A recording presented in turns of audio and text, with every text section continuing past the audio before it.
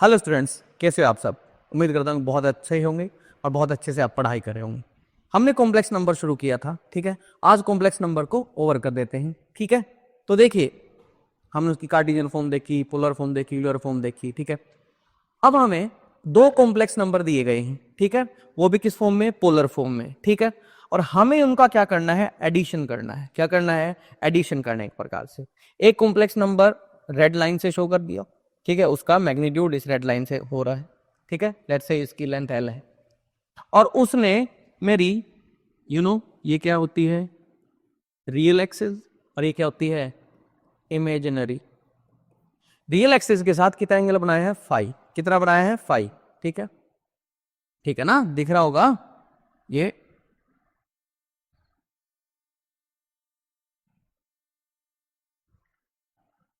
ये देख लीजिए, एंगल कितना बनाया है?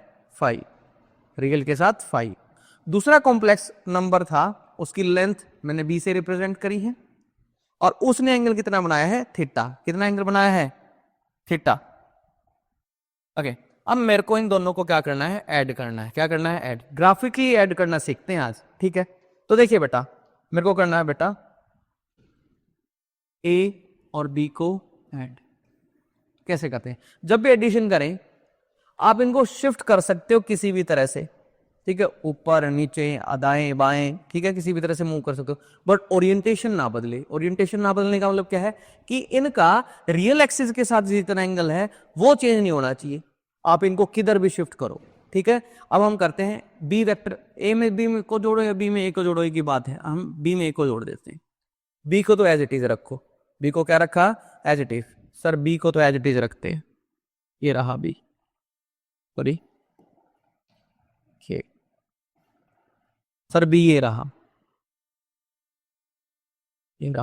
बी। Let's okay. कितना एंगल बनाया भाई बी ने? सर ये बी था और बी ने एंगल बनाया है थीटा।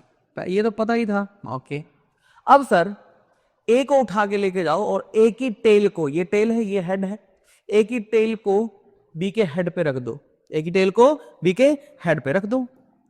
सर देखो फिर, बी की टेल को ए के हेड पे, बी की टेल को ए के हेड पे। क्या सही गया है? बिल्कुल सही। अब ध्यान से देखो सर, ओरिएंटेशन नहीं बदलनी चाहिए। ओरिएंटेशन का मतलब इसकी इस एक्सिस के साथ एंगल क्या रहना चाहिए? सेम। सर इसके पैरेलल यहां ड्रॉ कर लें? मैंने कहा बिल्कुल ड्रॉ कर लो भाई, ये ठीक है। इसके पैरेलल यहां पे हमने क्या कर लिया? ड्रॉ कर लिया। ये देखो, ये ड्रॉ कर लिया हॉरिजॉन्टल के पैरेलल। अब ये एंगल कितना है? सर ये एंगल तो कितना दे रखा था? फाई दे रखा था। कितना दे रखा था? फाई, ठीक है। मैंने ओरिएंटेशन नहीं बदली है, मेरी ओरिएंटेशन है नहीं बदली है, वो बिल्कुल पैरेलल है। वो थोड़ा सा आपको उसमें दिख रहा होगा, एक मिनट रुक जी, इसको बिल्कुल इसके पैरेलल ड्रॉ करते हैं।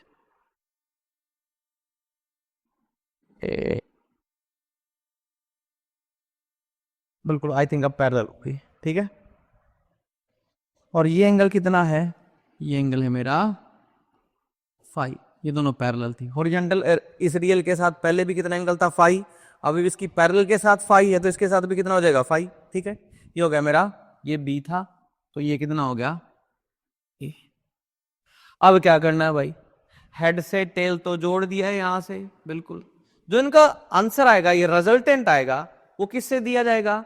सर बची हुई टेल से, बची हुई टेल से बचे हुए हेड की तरफ, बची हुई टेल से बचे हुए हेड की तरफ। तो टेल तो यहां बची हुई है भाई और हेड यहां बचा हुआ है। बची हुई टेल से हो, बची हुई टेल से बचे हुए हेड की तरफ, ठीक है। समझ में आ गया? ये इनका क्या है?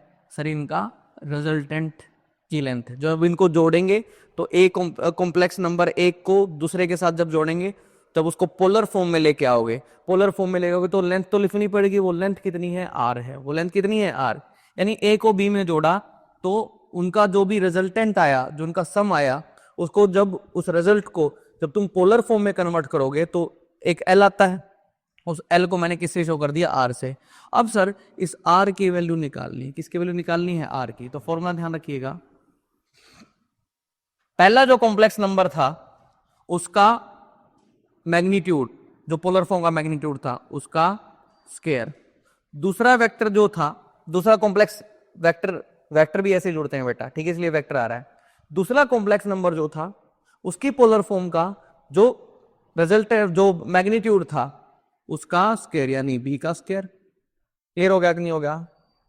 प्लस 2 पहले का लेंथ मल्टीप्लाई में दूसरे का लेंथ यानी magnitude, cos of angle between A and B, cos of angle between A and B, A और बी के बीच का एंगल। अब मेरे को ध्यान से बताओ ए और बी के बीच का एंगल कौन सा होगा? सर ये वाला है ए और बी के बीच का एंगल, तो ये ए इधर था बी इधर था, इनके बीच का एंगल तो ये है। इसको क्या मान लू? अल्फा मान ले। कितना मान लू? अल्फा। अगर तुम अल्फा को देखो ध्यान से तो यहां से यहां तक फाई है, यहां से यहां तक कितना है? थीटा। तो ये एंगल कितना हो जाएगा? Phi minus theta. तो ए और बी के बीच का एंगल कितना आ गया? Phi minus theta. मैं एक बार फिर रिपीट कर देता हूं, दो कॉम्प्लेक्स नंबर दे दिए और वो आपको क्या दे दिए? पहले पोलर फॉर्म में कन्वर्ट करके, ठीक है, और ग्राफिकली आपको दे दिए। पहला कॉम्प्लेक्स नंबर जिसका मैग्नीट्यूड ए है उसने कितना एंगल बनाया है रियल के साथ, रियल एक्सिस के साथ? फाई। दूसरा कॉम्प्लेक्स नंबर जिसका पोलर फॉर्म में कन्वर्जन करके मैग्नीट्यूड आया है, उस मैग्नीट्यूड को मैंने किससे रिप्रेजेंट कर दिया? बी से। और इसने कितना एंगल बनाया है रियल के साथ? थीटा। अब मैंने कहा, मेरे को कहा गया कि दोनों कॉम्प्लेक्स नंबर को जोड़ दो और ग्राफिकली जोड़ना है। ग्राफ बना ले, ग्राफिकली जोड़ दिए। कुछ नहीं करना, जब भी जोड़ो हेड पे टेल, हेड पे टेल, हेड पे टेल, चाहे कितने भी कॉम्प्लेक्स नंबर हो, ऐसे ही करना है आपको।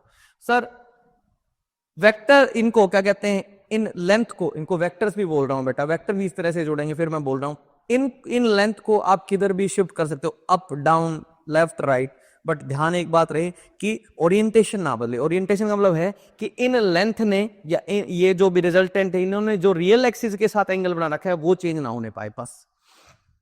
तो मैंने बी को तो एज इट इज बना दिया, ए को यहां से उठाया और बिल्कुल और बिना ओरिएंटेशन बदले शिफ्ट कर दिया, और ए की टेल को बी के किस पे रख दिया? हेड पे रख दिया। सर ए ने रियल के साथ कितना एंगल बनाया था? फाई। तो रियल के पैरेलल मैंने यहां पे साइड बना ली, ठीक है, एक एक्सिस बना ली, इसके साथ भी कितना बना लिया? फाई। सेम बात है। अब क्या करना है, इन दोनों को जोड़ने के बाद एक रिजल्टेंट आएगा, उस रिजल्टेंट का कुछ मैग्नीट्यूड होगा। वो मैग्नीट्यूड किससे दें? सर यहां पे जो टेल बच गई है, हेड और टेल यहां तो बांध दिया, ये तो कुछ बचा नहीं, बची हुई टेल से बचे हुए हेड की तरफ एक लाइन ड्रॉ कर दो और उस लेंथ को क्या बोल दिया? आर, यानी रिजल्टेंट का मैग्नीट्यूड। उस लेंथ को अगर आपको निकालना है तो ये फॉर्मूला है अंडर रूट पहले का मैग्नीट्यूड का स्क्वायर, दूसरे के मैग्नीट्यूड का स्क्वायर प्लस 2, पहले का मैग्नीट्यूड मल्टीप्लाई में दूसरे का magnitude, cos of angle between A and B, A और बी के बीच का एंगल कितना था? Phi minus theta. तो इस प्रकार से हम बड़ी आसानी से निकाल सकते हैं। ओके, क्लियर हो गया कि नहीं हो गया? और बड़ी आसानी से हम कोस फॉर्मूला भी लगा सकते हैं। कोस फॉर्मूला अगर नहीं पता हो कोई एंगल, ये एंगल्स अगर आपको दे दिए जाएं, ये फाई हो, ठीक है कि नहीं है, तो हर एंगल अगर आपको दे दिया जाए तो आप यहां से कोस फॉर्मूला भी लगा सकते हो। ठीक है, ध्यान याद दिला देता हूं, कोस थीटा किसके इक्वल था? A square plus B square minus C square upon 2ab। जिन जिन के बीच का एंगल है उनका स्क्वायर का एडिशन माइनस जिसके इसके थीटा के सामने का साइड का स्क्वायर अपॉन में 2ab।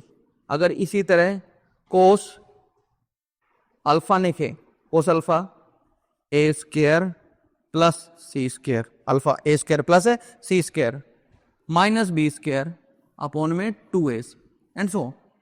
तो जो भी एंगल अगर आपको एंगल ना पता चले तो थोड़ी सी ज्योमेट्री लगानी है, एंगल आप आसानी से निकाल सकते हो।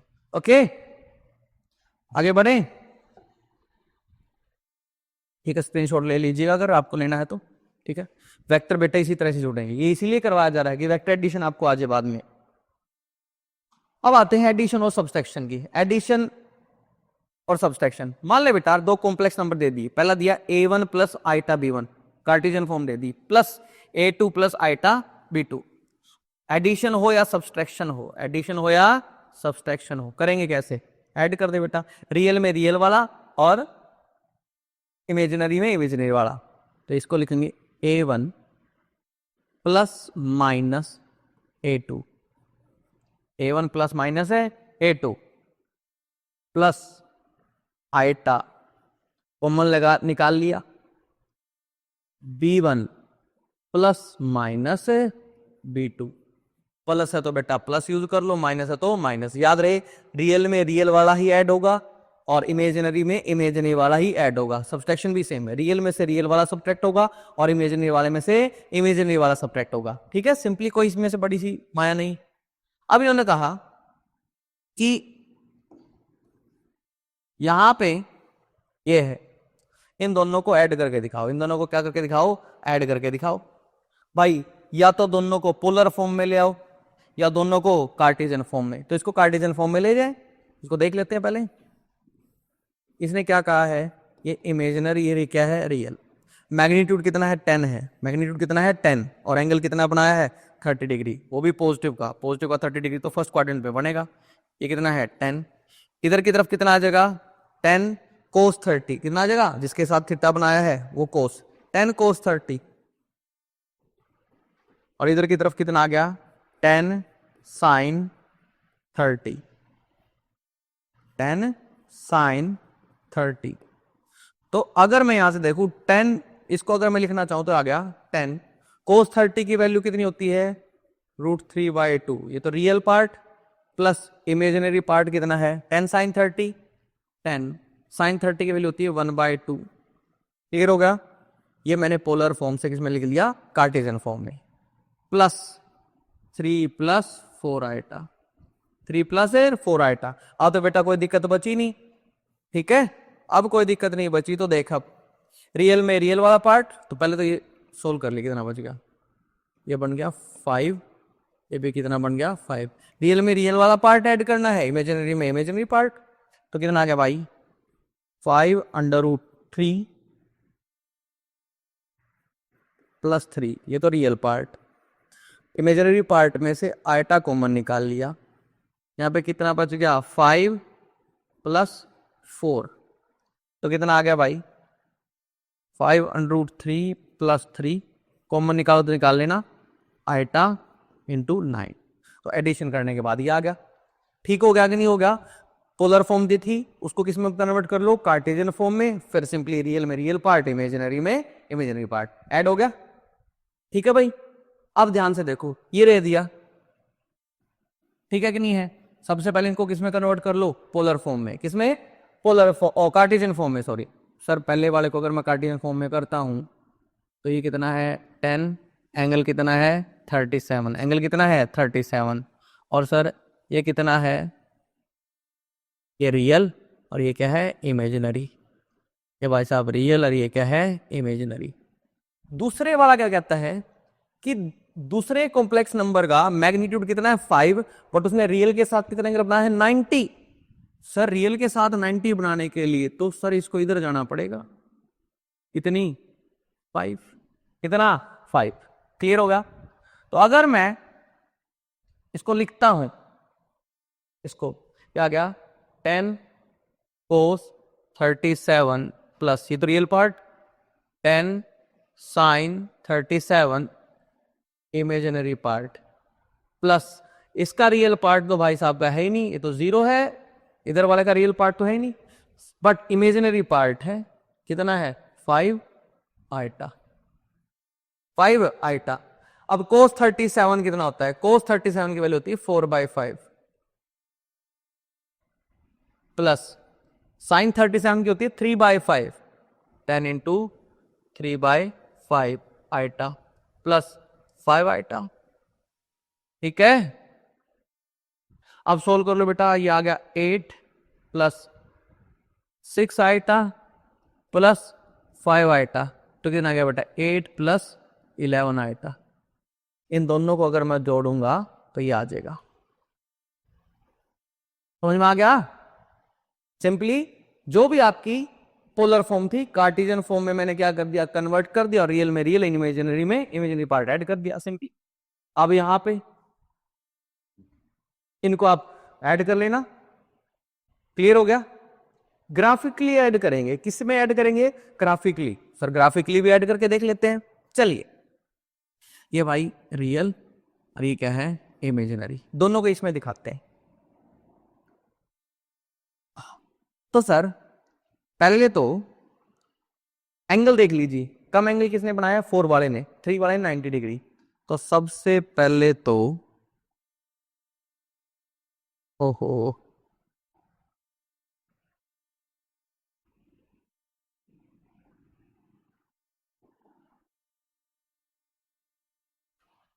फोर वाले ने कितना बना दिया,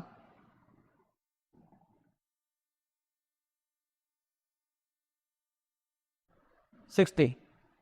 फोर वाले ने कितना बनाया है, 60 डिग्री रियल के साथ। और सेकंड वाले का मैग्नीट्यूड कितना है, 3, और एंगल कितना है रियल के साथ, 90 डिग्री। अगर उसका 90 डिग्री का एंगल है तो 90 डिग्री के लिए तो उसको इमेजिनरी पार्ट में जाना पड़ेगा भाई।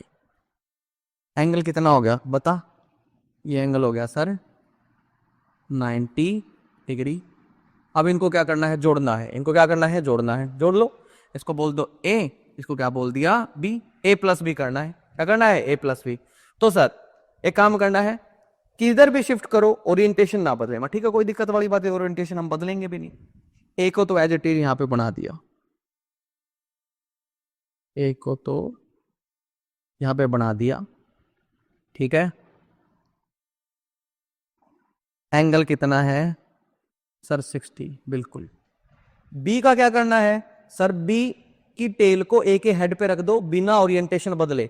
बिना ओरिएंटेशन बदले तो बेटा इसके हेड पे इसकी टेल को अगर मैंने रखा, ओरिएंटेशन ना बदले भाई, ये बिल्कुल नहीं बदली सारे ओरिएंटेशन, ठीक है। कैसे सर, हॉरिजॉन्टल के साथ कितना एंगल बना रखा है, 90, रियल के साथ कितना एंगल बना रखा है, 90। अब क्या करना है सर, बची हुई टेल से, बची हुई टेल से बचे हुए हेड की तरफ, सर बची हुई टेल तो यहां है, ये क्योंकि ये तो बांध दिया, बची हुई टेल से बचे हुए हेड की तरफ एक हम ड्रॉ कर देंगे, कर दिया। क्लियर हो गया कि नहीं हो गया, ये क्या हो जाएगा आर, ये क्या हो जाएगा आर। इस आर की अगर मैं मैग्नीट्यूड निकालने को बोलूं तो किसके इक्वल था, पहले का मैग्नीट्यूड यानी कि 4 का स्क्वायर, दूसरे का मैग्नीट्यूड यानी कि 3 का स्क्वायर प्लस 2, पहले का मैग्नीट्यूड 4, दूसरे का 3। इनके बीच का एंगल, किनके बीच का, ए और बी के बीच का, ए और बी के बीच का, ए इधर था बी इधर था, तो ये एंगल चाहिए। ये टोटल कितना था 90, ये कितना था 60, 90 में 60 गया तो कितना बच गया 30, कितना बच गया 30, यहाँ पे कितना आ जाएगा 30 डिग्री, कितना आ जाएगा 30 डिग्री। तो बड़ी आसानी से हम इसको सोल्व कर सकते हैं।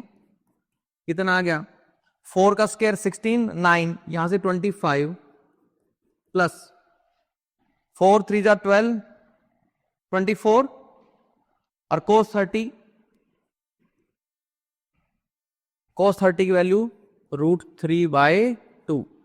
बेटा 2 से ये किस पे गया 12 पे, तो कितना आ गया 25 प्लस, कितना आ गया 25 प्लस 12 √3 का अंडर रूट, इतना मैग्नीट्यूड आ गया, इतना क्या आ गया मैग्नीट्यूड। अब कोई बच्चा मेरे को कह दे सर मेरे को डायरेक्शन भी चाहिए, क्या चाहिए, डायरेक्शन भी चाहिए, ये मेरे को एंगल बताओ, ये एंगल कितना है, ये टोटल एंगल इसने कितना बनाया है, ठीक है, ये रियल एक्सिस के साथ इसने कितना एंगल बनाया है। ओके, एक काम करता हूं, मेरे को अगर ये एंगल पता चल जाए थीटा, तो थीटा में 60 डिग्री पुट कर दूं, इसको एंगल फाई मान लेता हूं, ये जो फाइंड आउट करना है ये फाई है। अगर फाई मेरे को निकालना है, अगर मेरे को क्या निकालना है, फाई अगर निकालना है, तो आप थीटा निकाल लो और उसमें किसको ऐड कर दो, 60 डिग्री को ऐड कर दो, किसको ऐड कर दो 60 डिग्री को ऐड कर दो। चलिए फिर सोल्व करते हैं कि इनको फाइंड आउट कैसे करें। मैं इधर वाला रब कर देता हूं, ठीक है,